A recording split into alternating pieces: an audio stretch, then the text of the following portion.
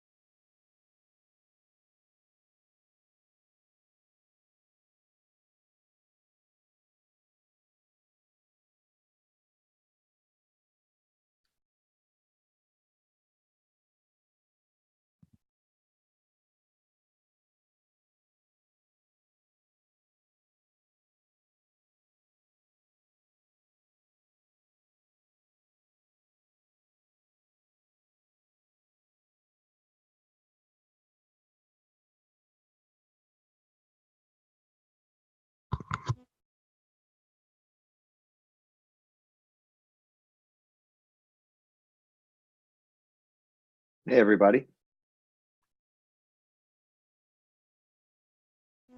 Hi. Is Mark on yet? I don't think Not so. yet. John, you're on an airplane. Nice. Where are you off to?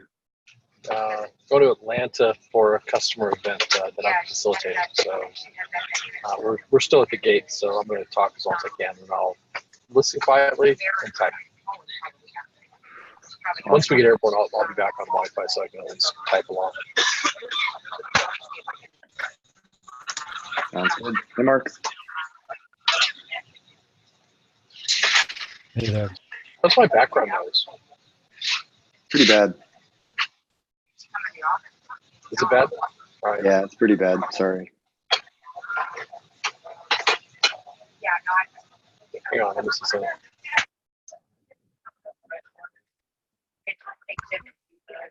Better? Not really. All right. I'm using Crisp as a way to try to make that, but I'll mute myself. Yeah, Crisp usually works pretty well, so I'm surprised it didn't actually help. Yeah, we'll see. It's waiting for an update.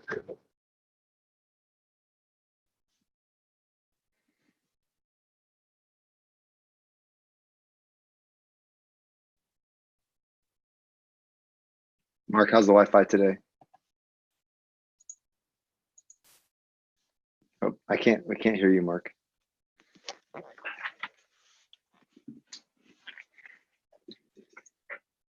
Maybe I can't be heard.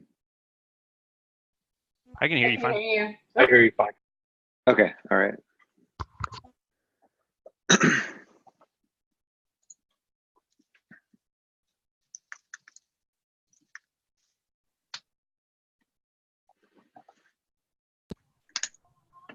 Okay, can you hear me now? Yes. All right, well, I'm switching to my laptop microphone, but this is going to suck because there's going to be some more background noise. Let me just try one more time and see if I can switch back to the AirPods.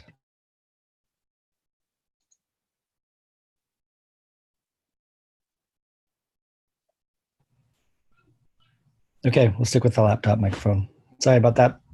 If this gets worse, I'll switch over to my phone instead of my laptop. All right, well, thanks everyone for joining for this vision strategy working session on project management. I put a little agenda together, but feel free to, of course, speak up and make other suggestions. But the idea is start with just a little introduction. Why are we doing this? What do we want to achieve? Do some level setting and whatnot. Then review the existing documented strategy. And then a little exercise we did yesterday, John's suggestion was to first start with, why are we doing this? What customer needs are we trying to solve for, that kind of thing. And then the bulk of the time is really spent doing some divergent thinking, kind of brainstorming, thinking about like, what are the big ideas, what really matters in this space, and kind of really thinking about that sort of first off without regard for, limitations, like how long it would take or even technical feasibility to some extent. The idea is in true brainstorming fashion, build on ideas, don't block ideas. And that actually has a really good side effect of actually not only coming with great ideas, but getting us all on the same page, and that'll pay dividends later on. And then the last step, if we have time, is really convergent thinking, distilling it down to like what's the most important thing to do right now. Going from a 3-year strategy down to a 1-year plan and down to an even a 3-month roadmap. Hopefully we'll have time to do that. But the most important part right now is I want to kind of do the divergent thinking. And this isn't just about sort of me telling you what I think the strategy should be, or Eric telling me, or anybody what the strategy should be, but honestly having a conversation around it and hopefully coming up with a better thing in the first place. So that's why we're doing this. We want to come up with a compelling strategy, but then also be able to crisply articulate it, and eventually having the artifacts, the strategy documents, be able to explain what we're doing, how we're going after that. And in this particular case, project management can be defined as sort of like, how are we going to kill Jira? How are we going to win against that space? And I think that's a really important sort of framing, although there's more to it than that. But what is our strategy for doing that? First off, actually, one of the questions is, do we have somebody from product development design and PMM here? Obviously, we've got PMM, although John might be occupied. Product, we've got Eric and Gabe. Annabelle, are you representing design for us? Yeah, Alexis and I are both here. Oh, great. Alexis too. Perfect. I need to. Okay, cool. So all right. So do we have an engineering then? I only see 6 people unless I'm in the wrong. Donald and Sean weren't able to join. Okay. So that's unfortunate, but we'll move on anyway. It is nice if we have everybody or every function represented, so that we can actually, get every viewpoint. Historically, sometimes folks look at product as coming up with all the ideas, and that's not how it should be. The people closest to the space should be coming up with the great ideas, and they do come up with great ideas. So it's good to have everybody represented. But in this case, we'll move on anyway. So a couple of terms just to make sure we're on the same page.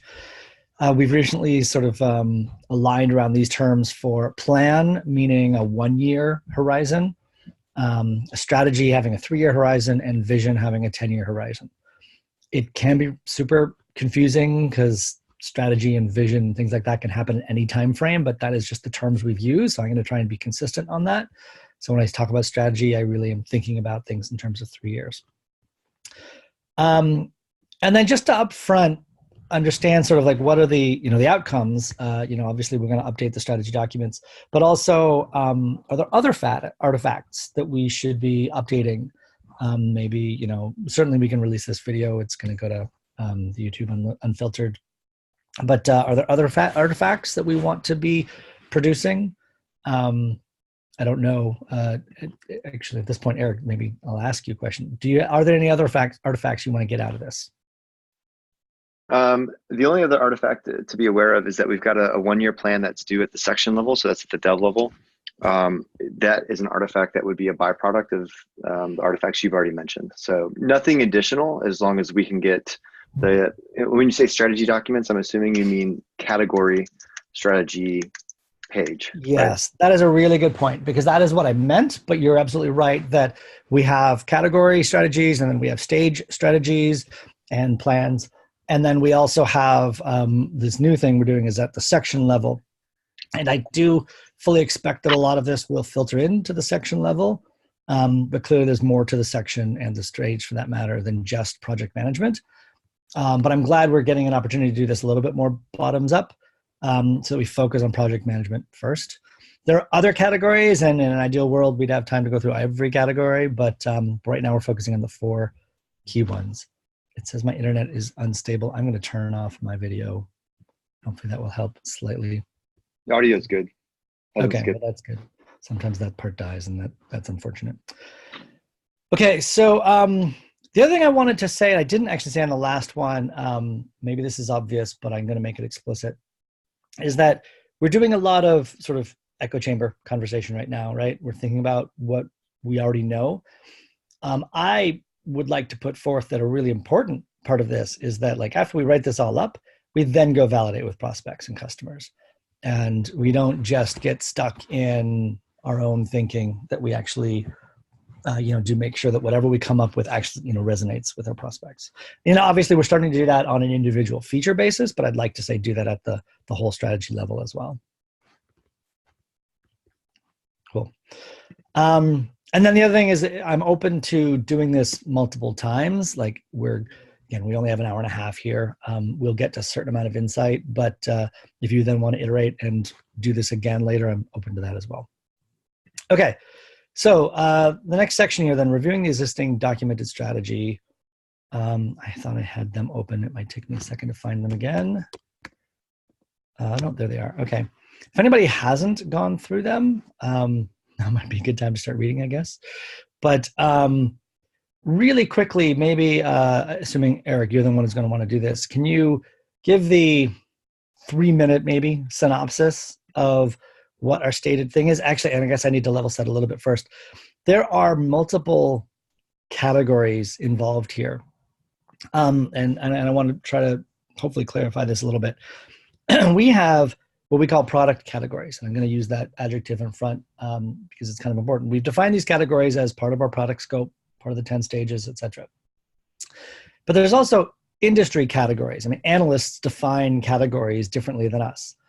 And whenever possible, we try to align those definitions, but it's not always possible. And I know there's another effort elsewhere in marketing to try to align around a concept called use cases, and use cases align better with industry categories. In this case, though, the 4 industry categories that I identified as being important at the beginning of the year in project management, application security, testing, CDRA, and VSM, those are industry categories, and they don't map exactly to one product category in our definition. In this case, though, we have a product category called project management, but we also just introduced a category, not a new category, but a category that reflects an existing capability, issue tracking. And then we also have a category for Kanban boards. All 3 of those are part of project management. And so there's an interesting argument to be made for removing project management and turning into a use case, but that has not been done yet. What that means, though, is that in practice, we have a category page for project management. We also have another category page for Kanban boards. And for this discussion, it's all one thing. It's all one industry category because, again, the customer's use case is I just want to manage my projects, and I will manage them both with an issue tracker and with Kanban boards and other techniques and things. But anyway, so we have an artifact right now, which is the plan project management strategy. So what I'm going to ask you, Eric, to do is give me a summary of what the industry category strategy is, but you may have to refer to 2 or 3 different docs as such. But you can just start by level setting of what your currently stated strategy is. Sure. That would be great. Yeah, actually, I'm going to kick that over to Gabe to highlight, because he's been working on that over the past 2 weeks for prepping for this meeting. But there's one thing to note real quick on the category strategy pages. So we do have one for something called project management. We do have one for one called Kanban boards. We don't have one for the newly introduced category called issue tracking. So we're in a little bit of a state of disarray there, but I do want to call that out. And I expect that the output of this meeting would be for those category strategy pages to be updated and broken out in the various categories as we've defined them. But I am curious, Mark, yesterday when we were talking about VSM, it did map really well to like a particular category that we had. And I think Virginia had a very clear kind of, hey, we're going to update this category strategy page as an output of this meeting. With respect to plan, we're talking about probably going over 3 or maybe even 4 or 5 of the GitLab defined categories. So is your expectation as an output of this is that all kind of 5 of those category strategy pages are updated with the various pieces that are relevant to that category? Or are you looking for like a more holistic, hey, this is a project management tied to a use case or the industry definition plan and strategy? That is a great question. And I would love the latter to be what we're going for here. Meaning we've already identified our application types, for example. We have sort of a page for mobile. We have a page for all these other kind of use cases. For these industry categories, I would like to see us have a page that reflects this use case. It's weird because we have literally a product category with the same name as this use case. But again, I'm assuming that will get rectified at some level, and maybe the project management category disappears. So I would say a perfectly valid outcome would be that you in fact have a category, product category for issue tracking and another product category for Kanban boards, and the product category for project management disappears. But then there should be a different way that we have to talk about the plan and strategy for project management. And I think it really is important that we have that more holistic view of how we're tackling project management as a whole. Again, the goal being like, if we're going to displace Jira, Trello, etc., then we need to have some place where we can talk about that strategy. And I don't want to have to piece together 3 or 4 other category strategies in order to do so. Cool. So Gabe, I have some really good ideas on how to make that, I guess, easier to consume. So we can deal with that as an output of this offline. Okay, cool. So I'll start by saying that the bulk of what's up there now, we can contribute to John Jeremiah, an open merge request. When I joined, I kind of took that, edited a few things, and kind of went with it just to get something out before this meeting. So I think where we're at It's hilarious is... to say that, because the first thing I thought was this title of From Project to Product. I'm like, that came from John, didn't it? Yeah, I think that, I don't know who put that there, Victor or John, but I'm not going to take necessarily credit for it. But what I will say is that I think the basic premises, and in the, I guess, the vision and strategy working doc that we have right under the agenda, there's a link for a product discussion issue, which is something that I opened that talks more about the industry. And so where we're seeing, I think, the TLDR by 2022 is what some of the analysts are saying. 70% of the organizations are going to adopt a product-centric delivery model and move away from project management practices in the traditional sense, largely because project management is a finite start and stop, and it doesn't look at the holistic life cycle of a product. And as more companies are moving towards adopting DevOps and like continuously improving their products, there's a different paradigm that's coming in play. This also relates to the portfolio side of things too.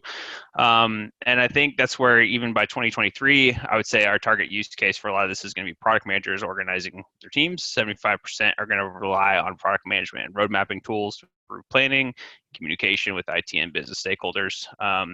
And also on top of that, looking at some of the data from the analyst reports and all these I can link to the specific ones that we have in Google Drive, but they're the ones from Gartner. Agile's leading software development methodology and enterprise Agile framework adoption remains strong, as shown by the 2018 Gartner Agile in the enterprise survey. So all that to say is, I would say the vision for project management is to move away from the idea of project management and more towards agile team planning. However you want to label that, whatever you want to do. I think that that's the right direction to go. And in the current, let's see here, where did I get back to it? So that's a really interesting point. I guess one of the things I'd like to at least clarify is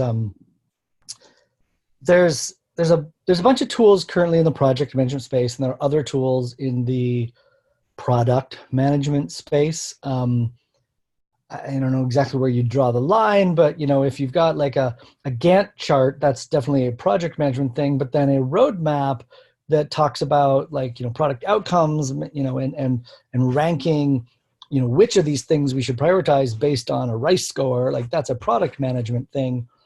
Are we drawing a line between that? Are we saying that it's one thing? Are we saying that we are actually trying to solve, help people move to product, but then does that also mean that we're going after product managers, not project managers? Do we believe that the world is that somehow those are the same thing? Can you clarify that? Yeah, they're not the same thing. A product manager looks at the life cycle of product. A project manager manages a finite set of requirements and implements the requirements. So it's more like waterfall versus doing something that's like more of an agile method like Scrum or Kanban. And I think there is still the valid distinction. The analysts in the industry still say there's a valid distinction between the two. But what I think we'll see, especially with the companies that are adopting a DevOps tool, right? So you're not going to adopt a DevOps tool unless you're trying to do the best practices and improve your value stream of your business and increase the feedback cycles from when you're able to get feedback from what the market wants and implement a solution for it and ship that solution, have it available to collect value, deliver value, and then collect value from that. That's not like that kind of iteration cycle is not project management. That's product management.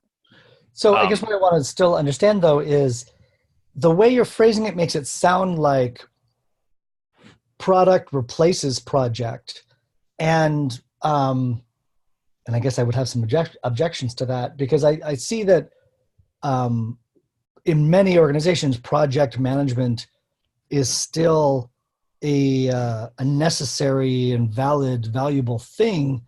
Even if product management, and I'm conflating your use of the word product and product management a little bit, but it's like one's a superset maybe, or there's a distinct set, or there's something else. But I still need project management tools, even if I also need product management tools.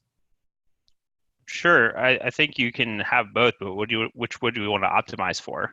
The language that 70% of the market is going to be using in 4 years or 3 years, or the kind of language and the way of thinking that 30% are going to have or adopt basically in the next. And I'm not saying that you manage workflows and you manage issues and customer feedback, and you have to have a vision, you have to break it down just like what we're doing now. But if you look at me as a product manager, I'm not managing any projects. Like maybe I am if I'm doing something like I need to update the vision of this, so I have to do these few tasks and manage it for myself. But on a team level, we're not managing projects necessarily. We're managing a product. Right. But is nobody managing the project? That's the question. Like I get it. Like, so the job of product manager should not be project management, although not all organizations believe that. I've been in organizations where product management absolutely does project management as well. Some have separate project managers, some have no project managers, like GitLab. But is project management not done because it's replaced by product management? So let me take a crack at that one. I have always viewed, like, if you look at 100% of the daily activities that like a project manager would do, like in a huge organization, you have like these very specific people who are titled as project manager. I think in the new way of doing things, most of the value that they provide, well, let me take a step back. There is a portion of activities that person does that I don't think are valuable in like the modern software agile world. Those non-value added activities are just being dropped, gone, like not a place for them anymore. Then there's a portion of activities that they do that actually do provide value. And I think that those activities have been kind of like pieced up and broken up and distributed amongst other people in the product team. So I think the product manager has taken on a portion of those. When you ask a product manager like where a feature is, like they should know the answer to that. There is basic elements of like project management at its core that a product manager has to do. The engineering managers have taken over a part of this as they move work through, like, so back end to front end. Like there's an aspect of like work moving through teams as it gets done. At GitLab, how we've done that is we've set up different processes, and it's not standardized, and each team kind of does a little bit differently. But in a lot of teams, like the product manager would just create a story and just one issue. It would get done from the back end, and then the back end engineering manager moves it to the front end engineering manager, and then it goes into review. And we've set up a process to replace a lot of the kind of manual aspects of a project manager. And so I think like the the value added aspects of a project manager is something that like continues. It lives on. Like even in 2023, 2025, 2030, there are things that humans have to do from a project management perspective. I think that can add value in the SDLC. I think that the old way of doing things, when like teams had no insights, they weren't communicating well, they weren't collaborating well, like a project manager used to fill those gaps between like lack of communication between teams. And that goes away with better tools and better collaboration and more DevOps methodologies. So I think go ahead. I was going to say, I think a big issue happened many years ago when people started trying to equate building software with building a house or building some commercial building, right? Where you have to get the requirements up front. You have to coordinate across a lot of different trade crafts. You have to get everything in line. You have to make sure that you're going to be on budget, on time, and you're going to push stuff forward. Like that project management in the construction sense, the actual construction sense, is not ever going to go away because you can't incrementally, iteratively build a building to get to a certain spec very well or very efficiently, right? Just because of like how it works. But software and the ability to get a quicker feedback loop before you dump a bunch of money into doing something is, I think, one of the things when it comes to building software or software products. The project manager is becoming less relevant, and some of those functions, like Eric was saying, are being folded into workflow improvements in terms of like, automating reporting upstream and things like that.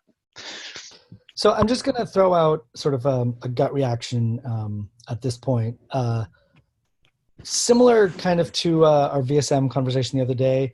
I admire that we're going after product management, and I think we've identified already as one of the personas that we want to do is go after product managers explicitly separate from project managers, and that I do believe that most organizations are moving toward that mindset, although I personally have issues with that as a sort of terminology and things like that. But yeah, making sure that we deliver actual business value totally makes sense. And GitLab is particularly well suited to solving that because we can potentially measure things end to end, including, did we deliver the business value? How do we factor that in?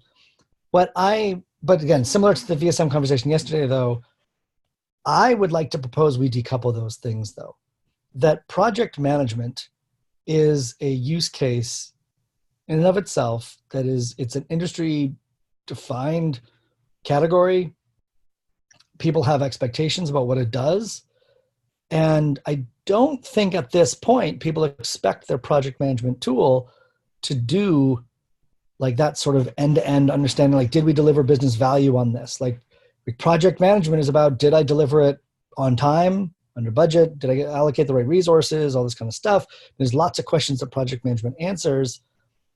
And I think if we try to put them in one category, we're going to get distracted if nothing else. And I think especially if I look at, like, if our goal is to displace Jira, I don't think of Jira as solving all these other things. And I don't think our way to compete with Jira is by taking our existing project management capabilities and then adding on product capabilities. I think in order to displace Jira, we need to seriously invest in project management. And I agree that it shouldn't necessarily be waterfall project management. It should be agile project management, but still project management, if that makes sense. Sure. I think that's just the nomenclature is like, our teams building projects that have a finite start and stop date, or are they building incremental releases that are part of something bigger? And I think, right. I guess so I just want to, so personally, I would need to decouple that conversation because I know that there's a movement to move from project to product. I don't agree with that as aligning to our use of the word project. Project management doesn't mean the management of things with finite start and stop dates. I mean, we use project management all the time to refer to milestones and sprints that have defined start and stop dates, but the entity that it represents lives on forever. So is that product management, or is that project, or is that product? I don't know. I feel like it actually just confuses the issue more than anything. That the underlying thing that I'm working on can be a perpetual product, but I still need to do project management on it, even though it's not a project by that, analyst or that movement sort of definition. I still need to do project management. Whereas project management means, am I delivering the right things, or am I delivering things on time?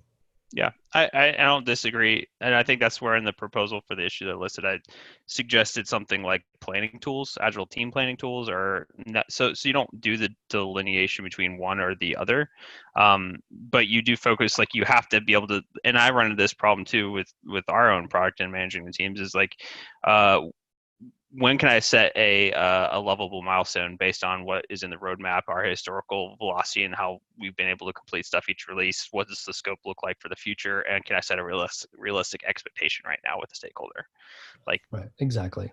that's So just to sort of recap here, I agree that there's a ton of really interesting things we can do to help people move to be more product oriented, to be more business goal oriented, all this other kind of stuff. I would suggest that as a different category than what we're talking about now, whether it's the product category or the industry category, it's a different category. And that currently the documented thing of moving from project to product confuses me more than helps, because it makes it sound like we're going off in a completely different set of directions. And I think that that's a great thing under plan. Sorry, John's got to take off. Too bad. Like under plan, I think having supporting moving from project to product makes total sense. At the section level, makes total sense. But at the category level, I want to make sure that we displace Jira for Jira's current and next 3-year use cases. And I don't think Jira and Trello address these sort of business risks and other kinds of risks. I think that they're all about managing tasks, managing deliveries, managing milestones and sprints, and whatever we call that, I'm calling it project management. Feel free to disagree, of course, if you want to define it differently, but that's what I had in mind when we set this as a 2019 vision of being a leader in project management. It was, how do we displace Jira? Not how do we solve the next thing? How do we go after AHA or all these other folks that are going after product tooling? It's Jira, Trello, Basecamp, other kinds of things. Yeah.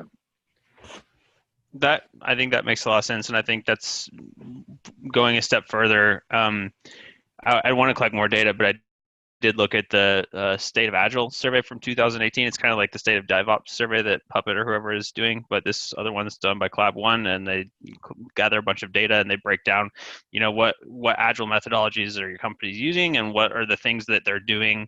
Like, what pieces from these are they like practicing on a regular basis, like set retrospectives or stand-ups. And so I put some of that stuff in the list, but I think all of those speak to exactly what you're talking about in terms of what does it look like to help a team on a team level manage something from inception to completion and every step of the way, like on a, not necessarily a project as we have in GitLab, but on a, like, here's something that doesn't exist that we need to create and build, and we need to track our progress and make sure that we're getting done in a reasonable pace.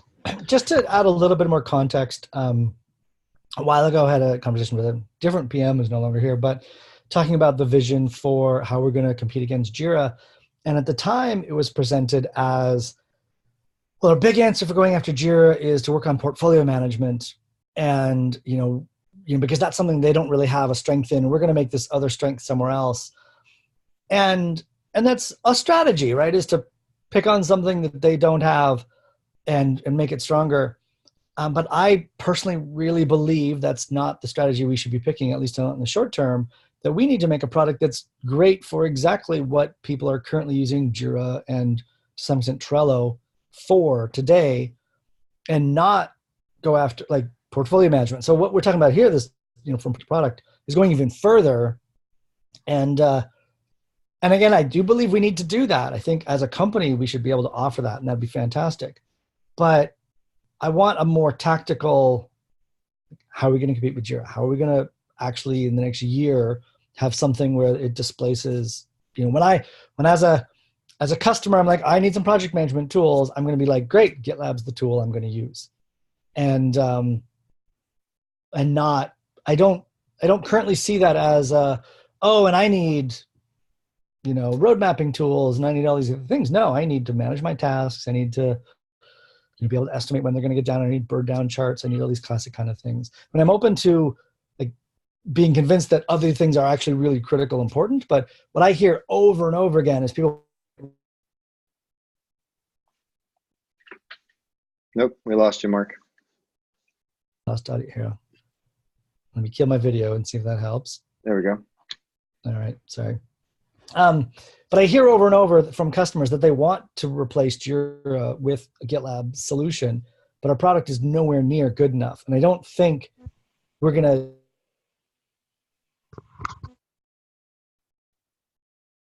need to, in some, we need to replace the functionality of Jira, but we're going to be really careful. I'll just jump ahead.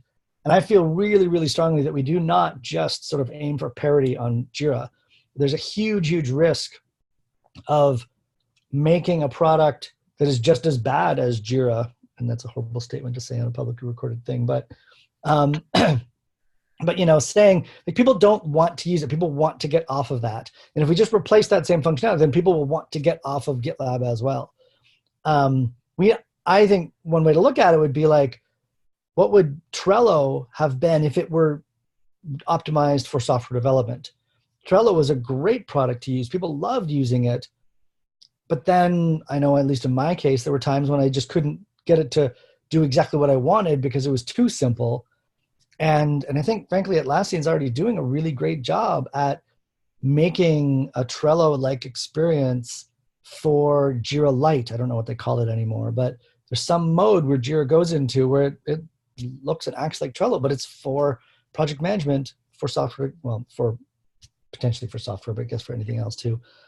And then like you hit some threshold and you're like, oh, now you flip the switch and now you're in full Jira mode, whatever.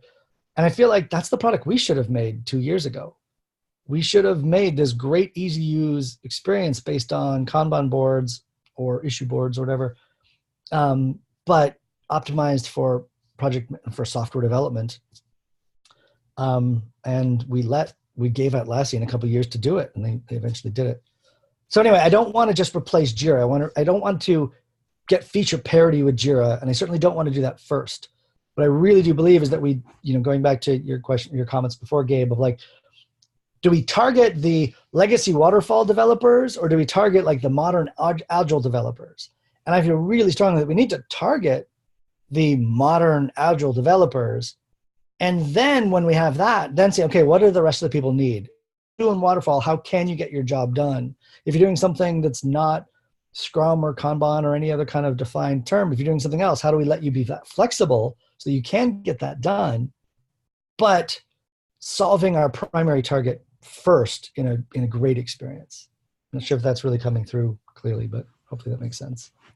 No, that makes a lot of sense. And I think I took a first iteration at updating the category vision without going through establishing a full like things that I wish we could do or I wish we were doing, but I don't disagree with that stance whatsoever.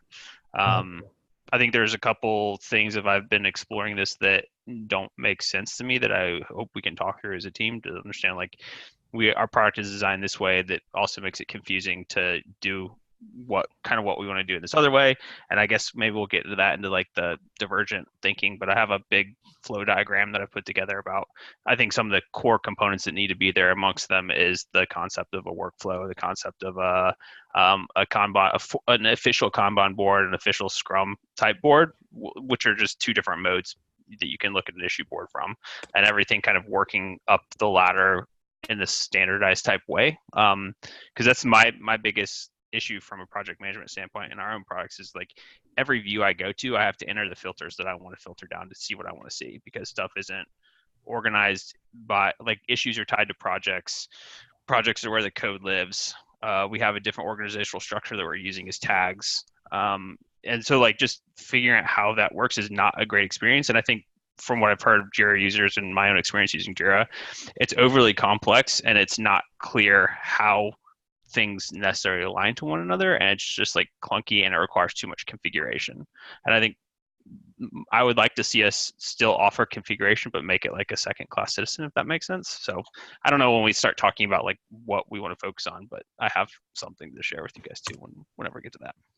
Great. So let's actually jump in slightly before the divergent thinking part is the why thing. Like, what are we doing this for? What are people trying to solve?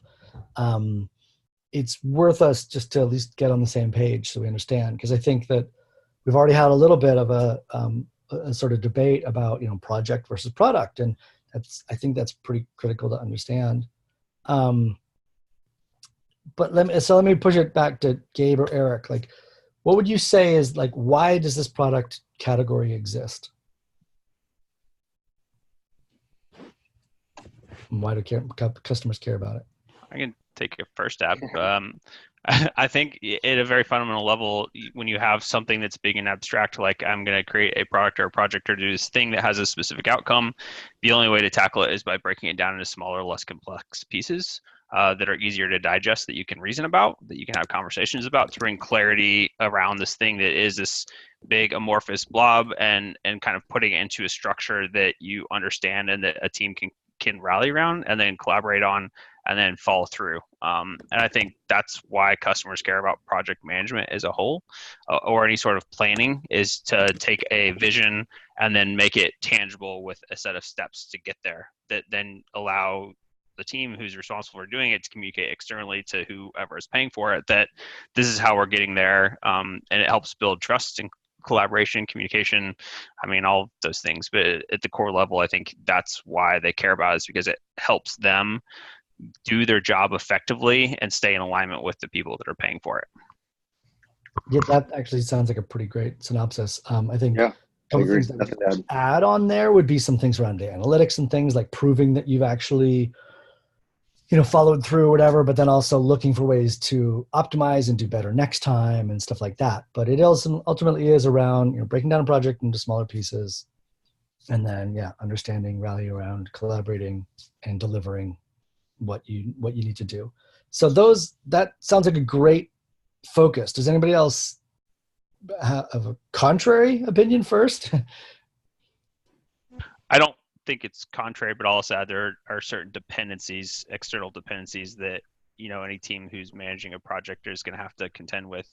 And I think we're capturing in some other categories, but things like if we're going to have truly managed workflows dictated by a higher level in the organization, things that we have to do to show traceability, to show a lot of stuff that's going into the certified category, I think, that we're starting to work on, is going to have overlap in how it impacts the project management structure, if that makes sense. Yeah, that's an interesting one to take to dip into, because it's not currently part of this category, but it is clearly related. Might be worth talking about somehow. Actually, geez, and now that I say it too, well, this kind of gets back to, so a long time ago, Eric said like, oh, this is like 3 or 4 or 5 categories. And we've only really been talking about the 3 categories so far, but like managed workflows, I think, is literally a category today, but it's outside of this, but maybe it should actually be part of this, because as an industry category, again, as a use case of I need to do project management, I also need to manage that workflow of project management. And so it's part of that scope. Traceability is another similar one. And like, doing compliance, like, did we actually follow through with all these processes? I mean, that's absolutely something that a project management tool needs to do. So that's Right. Probably a really good part of that category.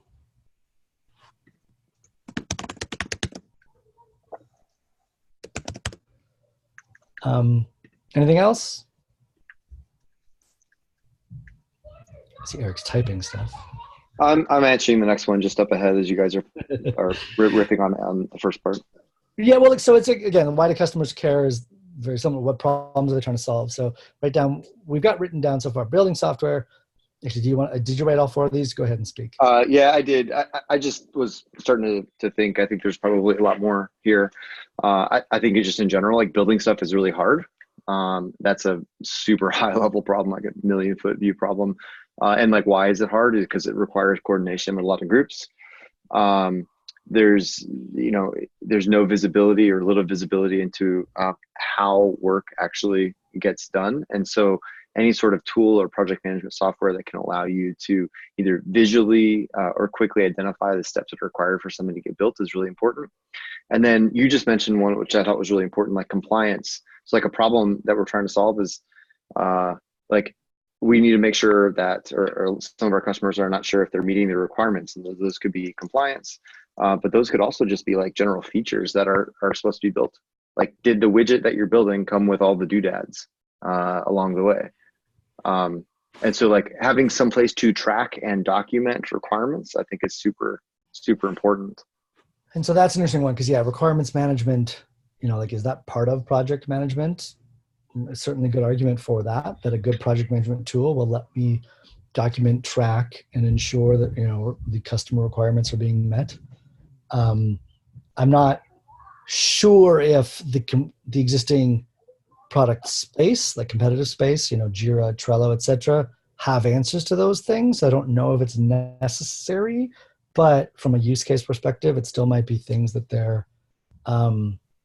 that they need to do. So it's I wasn't really referring to requirements management when I was talking. It was more like, I just think like requirements management is a separate thing that we probably shouldn't tackle here, but like things like acceptance criteria, or things that have to be checked off before something gets shipped.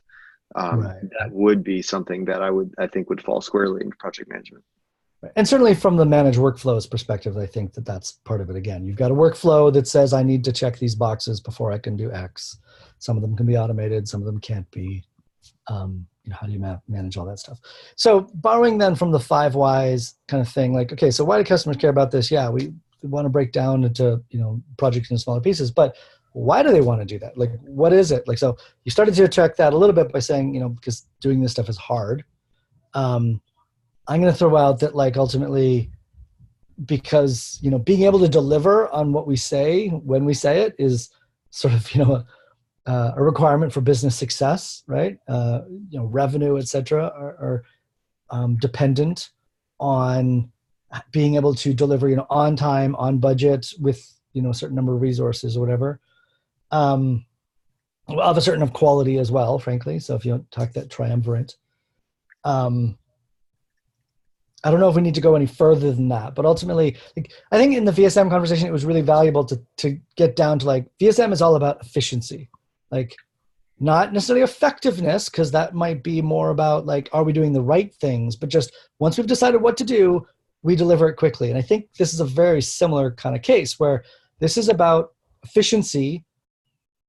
I mean, it's, again, on time, on budget, on quality. So it's not all about efficiency, but it's mostly about efficiency there. Like, I don't think project management specifically try to improve your quality. I think there's lots of other things that improve your quality, but the project management tool doesn't do that. The project management tool is about the on time, on budget thing. And even that, like, of the most important things, I would say it's the on time part is the most important. I think the budget aspect is something that, back when I used Microsoft Project, like, yes, there was a little budget thing in there and you had this, like, resource allocation and dollar numbers and everything else. I think a lot of software development industry is going away from that. And I think, frankly, the industry is going away from having sort of deadlines and milestones to, like, hey, we just release continuously as it's available. So on budget and on time don't even mean anything, but fast and efficient they'll do. Yeah, but sorry, I was just going to say one thing real quick, which is, I think you are correct. That is like, if you look at the, adoption bell curve, like, that is the top 5%. Like, we are on the bleeding edge because, like, we've adopted that. And if you look at, like, everyone else going through digital transformation, like, very few people are working like that right now. So, but here's an interesting thing then in terms of focus, right? And I want to get, we have this in the product philosophies page now, right? I just want to make sure we don't, even if those numbers are right and it's only 5% are doing this, if that's our target, then we make it work for those 5% first. And then we make it work for the other things, because we really run this huge risk of making a product that is great for legacy stuff, that is horrible for new stuff. And then as that 5% turns into 10, 15, 50, we have a crappy product and we're obsoleted. It's really important for us to go after what our target is and make sure that we've got a great solution for them. And our target, again, I don't know if it's that 5% per se. I would say that agile software development, if I were to draw the line between agile and waterfall, I would say the majority of software development or our target, certainly majority anyway, is clearly in agile versus waterfall. There's still some waterfall software development out there, but it's clearly waning. But even within agile, there's still, there's still budgets, there's still deadlines, we're going to deliver this by a certain time, even though we're, running some form of agile on a sprint basis or whatever. Anyway, I just want to be really clear about make sure we focus on delivering to target first? Yeah, I was just going to add, I think efficiency could be one thing, and we can think about that. Value stream is about identifying where you're inefficient so you can target process improvements. But from a project management standpoint, especially like in an agile with companies that are have adopted DevOps and are trying to do that, I think it's about mitigating risk as like the team is working to optimize for product discovery and producing exceptional customer experiences, right? So it's about whoever you're building the thing for, you want to mitigate the risk and understand how much it's going to cost, how long is it taking, and am I on track? But also, is what I'm building or releasing or managing from a project management standpoint the right thing that needs to be built? So it's not like blindly executing. It's like it's executing with intent to mitigate risk to make sure that you're doing this thing, right? And here's where I'm getting a little bit caught up because I even just wrote down, the difference between efficiency and effective. And like efficiency is just about, how quickly can I deliver things, but effective, you've also got to factor that in. Did I deliver the right things?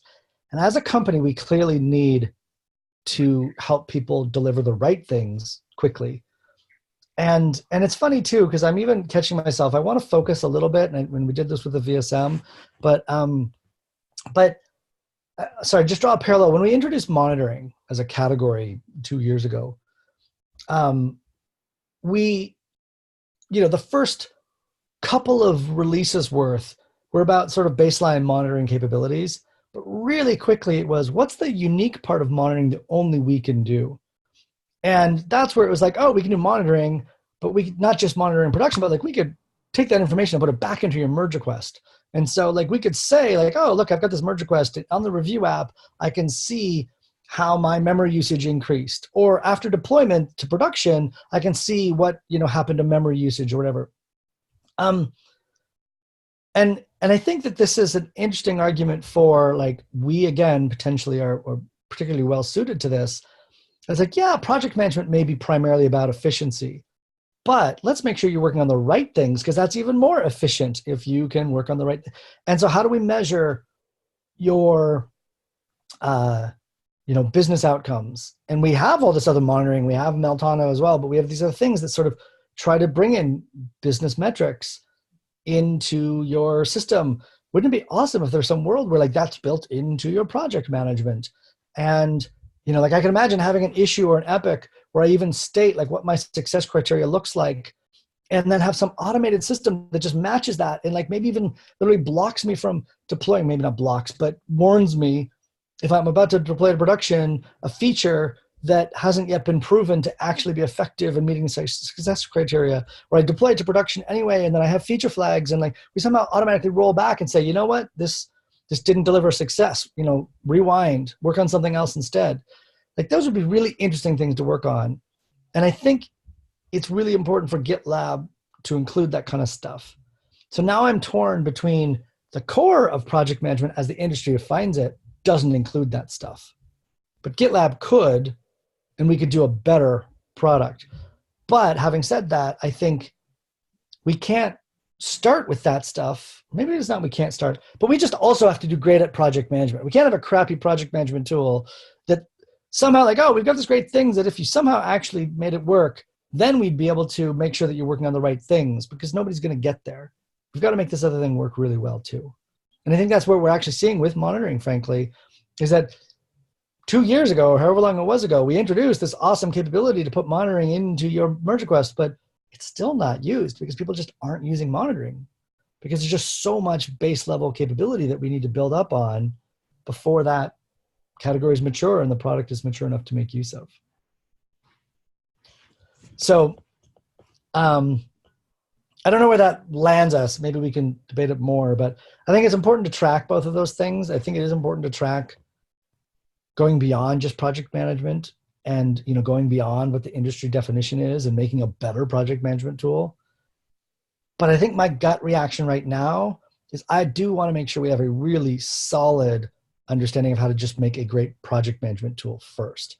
Because if we don't solve that, people are going to continue using Jira and all the rest of the stuff we build just doesn't really matter. We need to make sure that we've got, a Jira replacement in the next, 1 to 3 years. Does that make sense, Gabe?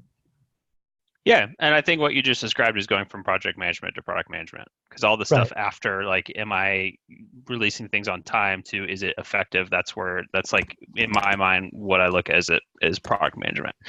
And I think I completely agree with that. And I think is the basis of being able to do effective product management, you need to have the tools to see and work with issues and work with tasks, and if you want to call it project manager, that's great, whatever it is, to make sure that you are building something and communicate that it's built on time and within the reasonable budget. And so I don't disagree at all.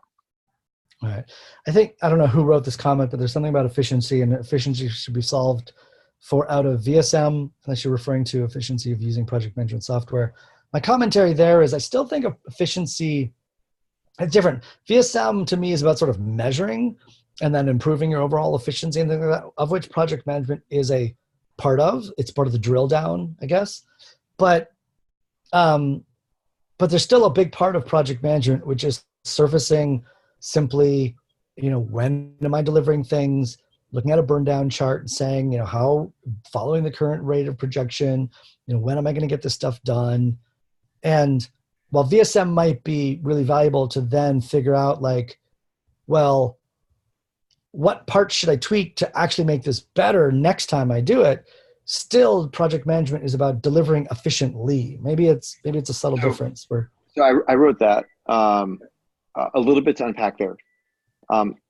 Just 2.5 years ago, I was attached to a project manager in my organization, and she was excellent at defining like every tiny little nitty gritty task that had to be done to get us to like we were in a stage gate process, right? To get us to various gates and then get us into the launch gate. And she was excellent at mapping all of that, and then mapping all of the dependencies and like who would do what. But she was not gold or graded on how fast each of those things would be done. She was gold and graded on was the plan put together, and then wherever like landed, it kind of landed, and then teams would be asked to pull things in. But in no way was she asked to like iteratively measure various tasks and then improve upon them. And I don't even know how you do that in a traditional project management sense, because like you probably have these very long projects, 3 to 6 or 9 or 12 month things that probably can't even be compared from project to project very, very well. You might be comparing like apples and cars. Versus like VSM, in my opinion, is something that you're doing on a repeatable basis to be something super valuable to like GitLab engineering managers and directors who are taking a look at the same process month over month over month and understanding if we're getting better in that. Does that make sense? That is a good point. Maybe one of the subtle differences then is like project management at its core isn't necessarily about making sure that you're efficient in any way, but it is making sure that once you make a plan that you hit that plan. Whether that plan was an efficient plan is actually outside of that's something else. Like maybe we could have made a better plan, but I'm being a little flip there, but the reality is that a big part of my job when I used to do project management a long, long time ago was to come up with the optimal plan and look for critical path parts of the plan and then rearrange and things. So efficiency, time of the plan was a factor, but there were definitely limits. Like it's not like I would look for critical path tasks and try to rearrange them and reallocate resources and things like that. But I wouldn't sit there and be like, we need to reorganize to actually make this faster. We need to to make code review happen faster. It would just mean more like, how do I juggle it so that the code review happens in parallel instead of sequential? Like there's a certain level, so efficiency is a factor, but it's with only like a certain number of levers, whereas VSM is looking at it from a very, very different perspective. I think at its core, everyone thinks about efficiency. I don't think it is a core tenet that we should define a 1 or 3 year strategy on project management around. Okay. Well, the like iron triangle of project management is cost, scope, and time, right? So you can pick any 2 of the 3. So if you want to like do more scope, then you either pay more, and if you want to keep the same timetable. But I think like project management in a sense too is like which of those two are we optimizing for, and then how do I adjust my process as we go based on how we're going to see if I need to reduce scope here or if I need to add more resources there to align with the goals, right? So I'm coming from a background where I put quality first. So there's fixed time, like you do a time box all of your like releases, your projects or whatever you want to call them, and then you cut scope to match that so you don't short on quality. But other companies are going to want to say like, oh, well, I care about scope, so we're going to do it fixed scope, and I don't care how long it takes or how much it costs because I'm going to put as many resources on. This is the horrible way to do it, but companies do it. So I just think that's like a nuance in how, like, what the core of project management is understanding those three trade-offs and managing them appropriately, I think.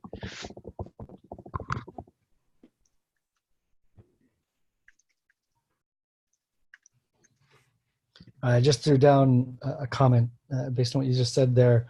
Project management does seem about like managing those trade-offs, during initial planning, but then also during continual running on, like as you find out that something's going to affect time, you've got to balance that out. And usually it's by scope or quality or resources, I guess is a fourth, but the triumvirate, would you call it the iron triangle? But in that sense, then maybe VSM is actually about trying to make the triangle bigger, like trying to make you capable to be more like, given the same scope and quality, you can get things done in faster time. Like, because you've actually improved the company in some way, you've made the company more efficient. So in that sense, efficiency is very different. And maybe efficiency is totally the wrong word. It is just about managing the trade-offs. Getting back to project management is about managing the trade-offs of time, scope, and quality. And VSM is about overall efficiency.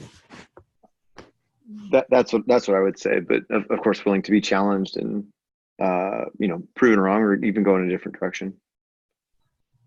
Okay, well, let's go with that. I think that sounds like a pretty good starting point of, so it's not strictly speaking about being faster, right? But it's just being on time, or being as fast as reasonable, or and again, that's old school project management, right? Agile project management doesn't try to keep those things fixed, but they still look at it differently. Like, we'll say, oh, we're going to release once a week or once a month, and we're going to have a release train, and whatever ships.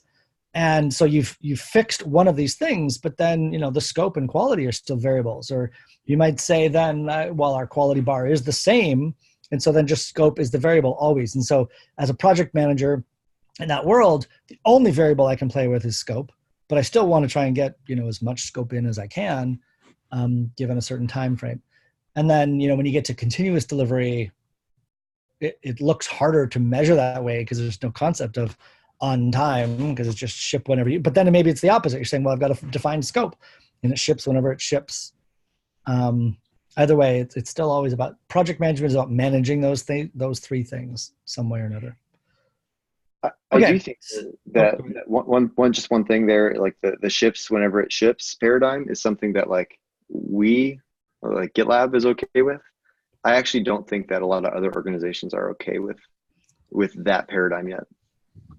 True, but I mean, even really large organizations, I worked at Salesforce and it had a release train, and the release trains were 4 months long or whatever the heck it was.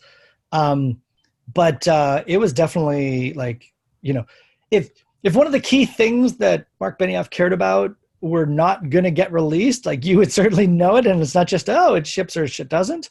But the reality is that like tons of stuff just wouldn't ship because it missed that release train. It would miss that, that cutoff. There was a certain amount that was expected, and then there was a bunch of other stuff. But the point is that the release date didn't change. Dreamforce happened, and that's when the things were going to happen, and whatever it was. Like so. I get that not everybody does that, but I think a lot of folks do some form of it. Anyway, we are already an hour in, and we haven't even gotten to the official divergent thinking part, although I'd argue we've done tons of divergent thinking so far. Yeah. But we're only at a high level. I think what I'd love to do is drop it down a level and start talking about sort of, like capabilities and problems and things like that, and make sure that we have a good understanding for things. And I'll just kick things off a little bit.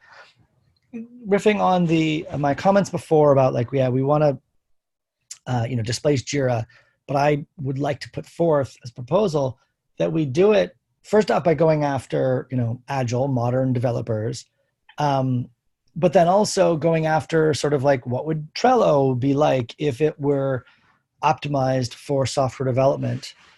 And I think that's the mindset that I'm in, and I would really love to put forward that that issue boards are going to be a really important part of this. That I think that we've got a lot we need to do within issue boards. I don't think we've focused nearly enough on them.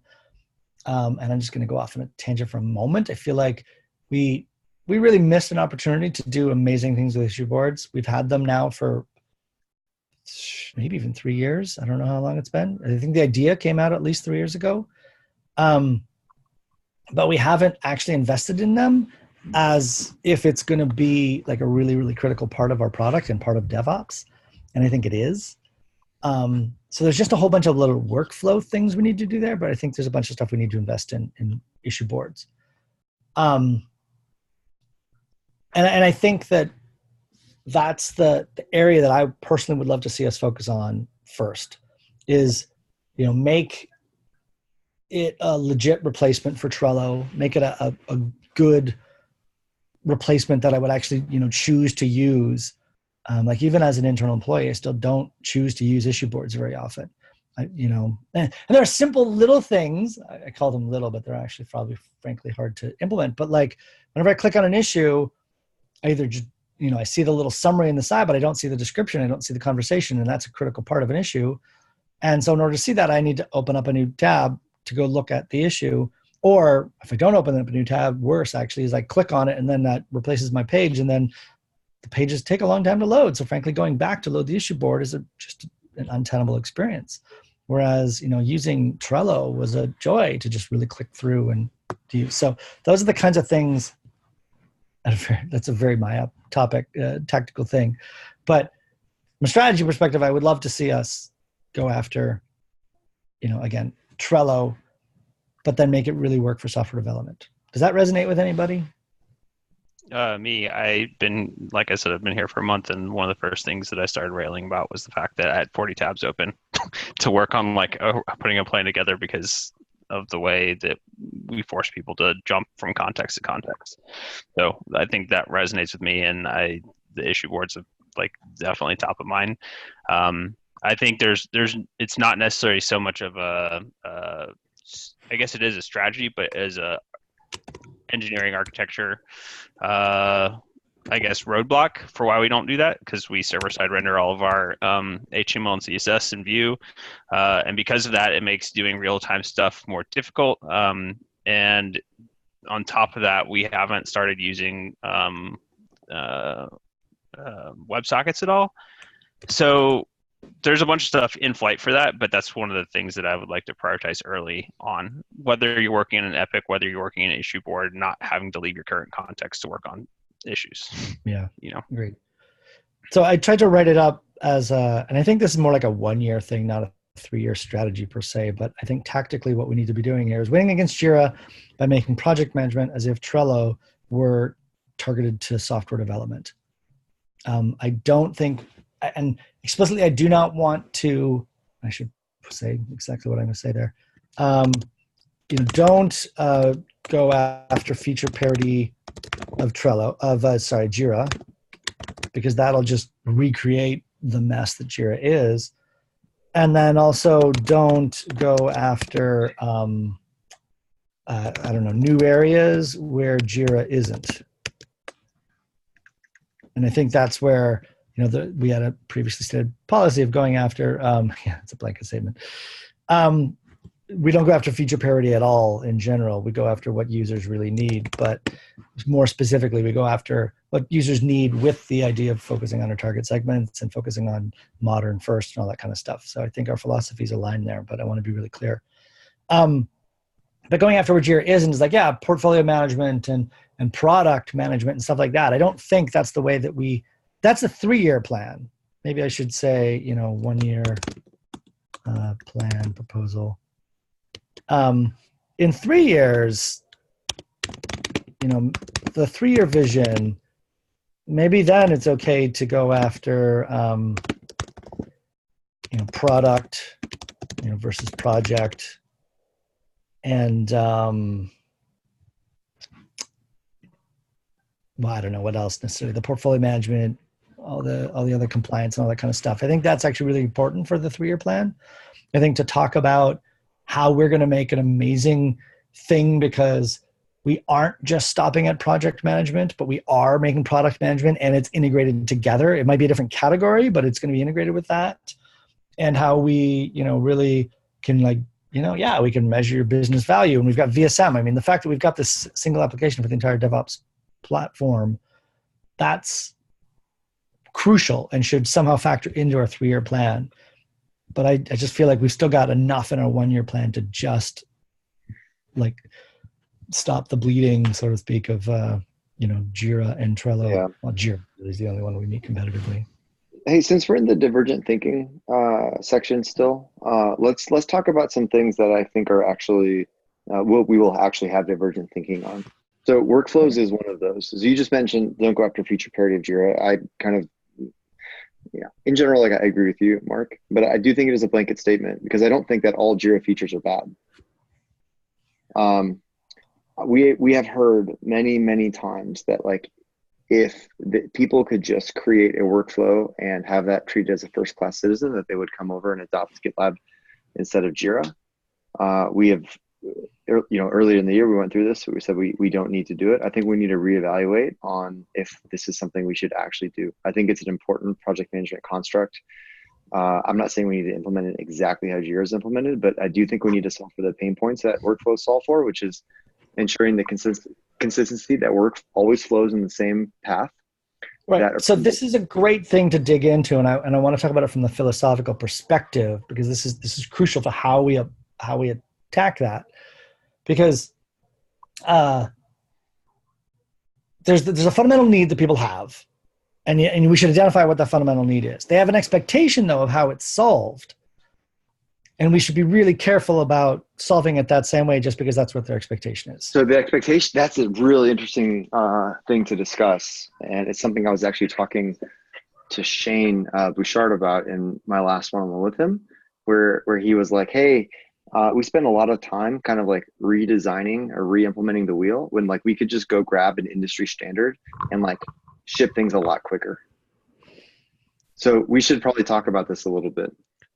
Well, it depends on. That's what I was going to say. Instead of targeting Jira, just say we're going to build our project management tools are going to support Kanban or Kanban and Scrum, as stated, because for the Jira is built around those two things, right, at the fundamental level, and those exist outside of any tool. There are tons of tools in the industry that are targeting those specific types of methodologies because they're methodologies, right, and you can have any tool that does it.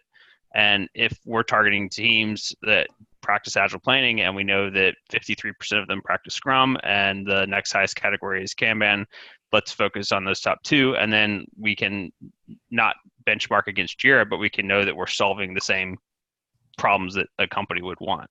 Right. Again, the benchmark, we got to be careful when we say benchmark against Jira and stuff. What I mean, though, is that if you're practicing Scrum in an organization and you were previously using Jira, and you're using us for all this other stuff, and we're like, hey, give us a shot for project management, then we will convert some percentage of those people to being like, yes, I can finally leave Jira and I will use it for that.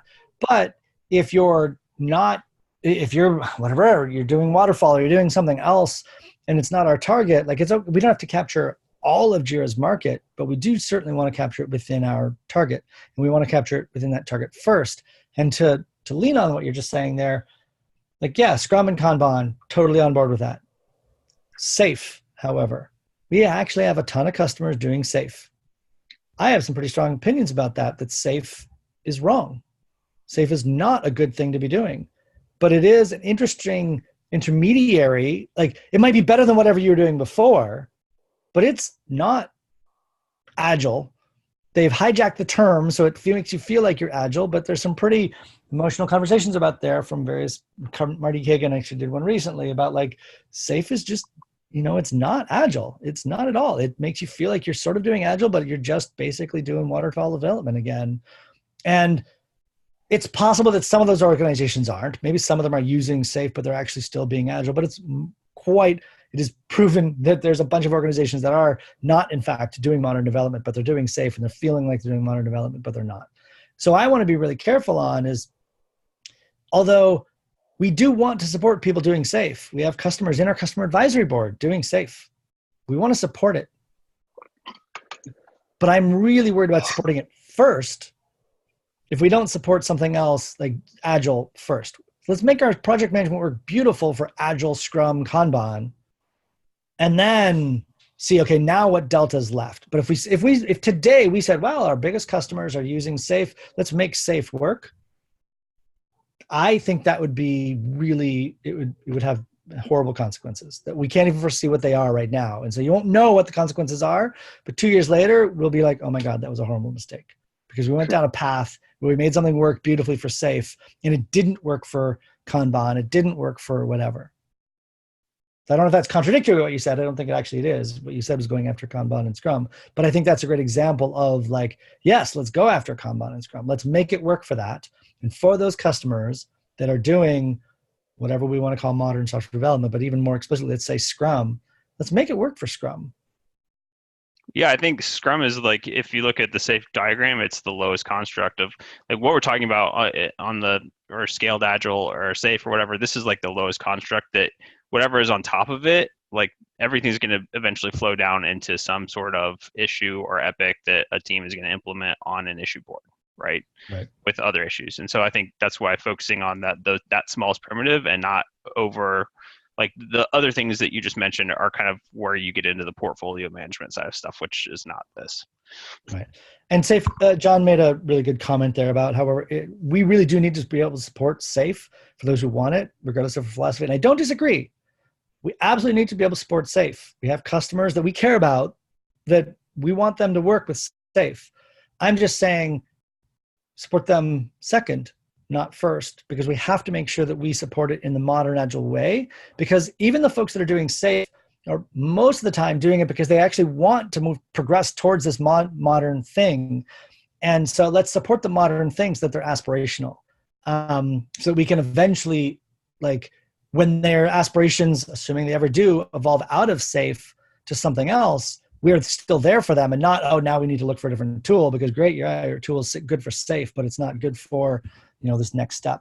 And I think that's kind of similar to, we've got some cloud native and microservices and all this kind of stuff. And like you could still be developing a monolith and it works just fine, but we do need to make sure that we also work with these modern things. And I'm strongly encouraging all PMs to think about doing that first. There's a danger in doing them backwards.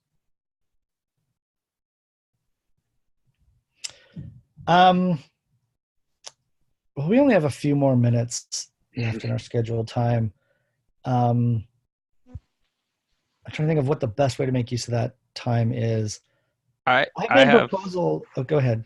Oh, you can make a proposal. I just have something that is an interesting problem that is worth talking about at some point. Well, so, I already made a proposal, but it's such a high level that I feel like I feel like we've had a lot of conversation here that can help you drive a strategy statement, but there's so much that needs to be fleshed out that we might need to do another one of these calls then and be like, okay, great. Now that we've factored in where exactly, moving from project to product fits, where this what I would love to see, frankly, is, okay, great. So we're going to displace Jira by making, Trello-like ease of use for modern software development. Here's the list of things we need to do. And then we can have a nice debate about whether, those are the right things, whatever. And then also, as John's pointed out, stuff like, well, we can't wait on the product management stuff for 3 years. We'll let somebody else be that leader first. And that's an interesting point. But at the same time, we've got to make some choices about, every company's got limited resources. Where do you put your effort first? How quickly can we do this stuff? I think historically we have been incredibly ambitious, but also then really dramatically overestimated how quickly we can get things done. So right now I'm saying things like, set a 1-year goal of displacing Jira. Even that is probably way too ambitious, but for some percentage of customers, we'll be able to displace it, but like how many? We're not gonna be able to displace all of Jira in 1 year. But if we say, oh, but we do need to do product management, we need to move from project to product within the next year, I'm worried that that's going to dilute us. And then we're not actually going to achieve displacing Jira. And I think we really critically do. So I think that's an interesting question we need to do, but that's also at the 1-year plan level, really. Right now, what I really want to make sure is we understand the context of, where are we going? What's this ultimately look like again in 3 years? What problems are we really solving? And then I'd love to see a plan and review that. So Mark, I put like, while we were talking in convergent thinking, I guess I presumed that we would, that we would maybe all agree on these things. I did put a few tactical things on a 1-year plan. And so John asked a question up above, which I thought was good, about, do we know what the gaps are between us and, getting, widespread adoption of GitLab project management features over Jira? I think there are 3 big things. I think one is the ability to break down an issue into like a very simple task. And in many cases, like an issue is like complete overkill for like a task that needs to be tracked and managed. And so I think that would be important for us to figure out. It also is the cornerstone of many other project management software like Workfront. I mean, Workfront is basically a task-based project management tool. Workflows. I'm not necessarily advocating for implement exactly what Jira has here, but we need to solve for these 3 things. And there's probably a few others that Workflows actually solves for, but it's, like I mentioned, consistency of work, approvals, an easy way to track where things are in the process, and letting our customers do that. And then the third one is making our issue boards a lot better. So we wrote a few things down here. I think like real-time response on our issue boards is something that is super important. But is there anything else on a 1-year plan that you know of or that you'd like to see here? Yeah. So first off, just on the workflows really quickly, I do agree that workflows needs to be done. Again, I'm just going to advocate for not doing it the way Jira does. Like we had this big conversation about like constrained workflows or mandatory workflows was the first thing we were going to ship. And it's like, again, if I think back to Trello has no enforcement whatsoever. You can drag something from anywhere to anything, anytime you want. And the reality is it works for a lot of people, a lot of companies, teams. And I think that's the place you start. You start with just, let's make my workflow possible. And then see, okay, well, how much do you really need to enforce it? Maybe you don't need to enforce it. Maybe I just need to audit it. Maybe I just need to be able to do a check to see like, well, how many people are using the workflow properly. And then, maybe start doing some enforcement, whatever. But like, that's like the last thing, not the first thing to do. Make my workflow possible first would be my advocation. You talk about tasks. There's an interesting question there about like issues and epics. And I know there's a separate conversation about should epics be moved to core because they're really not portfolio management. They're just more project management. And as an individual, now that we have this buyer tier, buyer, who's the likely buyer tier thing, there's an argument for like most of epics are actually just project management. And so can I even do project management without epics today? I don't know. That's something to consider. But then another thing to consider is like, do we need more constructs? Is tasks a first class identity, or is task a type of project? Do we need project types not type of project, type of issue? Do I need issue types? Do I need bugs and feature requests and tasks and chores as separate kinds of things? When it comes to milestones, do I need a sprint and a milestone as a separate entity? I know there's an issue about that recently, but maybe sprint is just a milestone type. Like, again, it's just, these are things with dates, or these are things with, beginning and end dates. And I've got sprints and I've got releases and I've got other milestones. I mean, there's lots of ways to handle that kind of stuff. I think there's a lot of conversations around there, and I think it's worth having that conversation. And then John the other day was arguing for that there should be some, like, issues should have sub-issues. And the way that we use epics really aren't epics at all. Epics are a portfolio management thing. And then, like, we should just have issues with child issues. I don't know if I feel that way or not, because at this point we've got epics that have child issues, and that works fine. But then there's also this other weird thing about like epics are at a group level and issues are at a project level.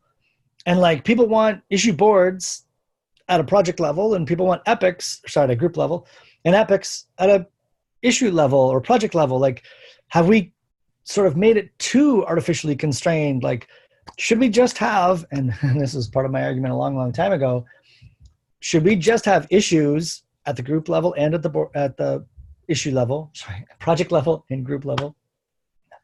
And should we have like issues just allow having, child issues, and then like you don't really need it epics really just are parent issues, and it's no different. But do we need a third thing or a fourth thing or a fifth thing even? Do we need different kinds of things? Do we need initiatives? That's another one that's kind of come up lately, is like, depending on who you talk to, initiatives might be long-standing things or permanent things that don't have an end. These are just like, big areas that matter to you. Initiatives might be a whole product. I don't know. Do we need that at a project management level? Anyway, there's a ton of questions there that we've just totally run out of time digging into. But I think that if there's a name for that category of things, like first-class entities, I think that that's something that needs to be addressed potentially at the one-year plan level. But again, probably the kind of thing that you really need to address at the 3-year first. You need to have a strategy for like, where are we going, to then understand like, okay, well, if we're going this far in our strategy and we need these 5 entity types, well then great. Now which ones do we do in the next year? But you need to have that context, because too often what will happen otherwise is we either make something sort of with one step forward and we don't really know where the next step is, but we're going to do it anyway, or we don't make it because we don't know where the next step is. And I think these are some of the things that we'd be well served to understand our 3-year strategy, to be able to understand like, yeah, what levels of contracts do we need? Do we need these things at the issue level? Sorry, at the project level, at the group level? Do we need at some other construct? I mean, that's something else we haven't really even talked about lately, but totally tangential. People have been pointing out like, well, groups are the wrong construct. Groups are a conflation of a collection of projects and a collection of people. Do we need to decouple that? Do we need to have a different concept of people from projects? That breaks all sorts of stuff, but at some point we should have that answer. I think it's beyond just project management, but I think we need to have some high-level thinking about that. Anyway, I think honestly these tactical things you've written down are pretty good starting points. I think the only thing I would go back to is just really trying to answer the how do we displace Jira? What do we need? And if these are the 3 things that we need, then great. But let's talk to customers and find out if there's a 4th thing or a 7th thing, and make sure that that's covered in the 1-year plan. You can do that, absolutely. Cool. So Gabe and I can run off and work with the broader product team for plan and put together the 1 and 3 year stuff. Do you want to meet at some other point? I know when we did the VSM one yesterday, we didn't necessarily say that we would meet again. I felt like we were able to maybe get a little bit more closure because it was a more nascent space. One category, it was a little bit easier, frankly. I think this one's going to be a little bit more difficult. I'm totally fine, and I would like to do it again. I think my ultimate goal again is that the asynchronous consumption of this stuff should be easy and effective for everybody. But to the extent that the next iteration might need another conversation like this to really iterate, I think that would be great. Ultimately, I want to be able to, well, we need to roll this up again to the stage and section level. And so we need to have a compelling, crisper version at that level.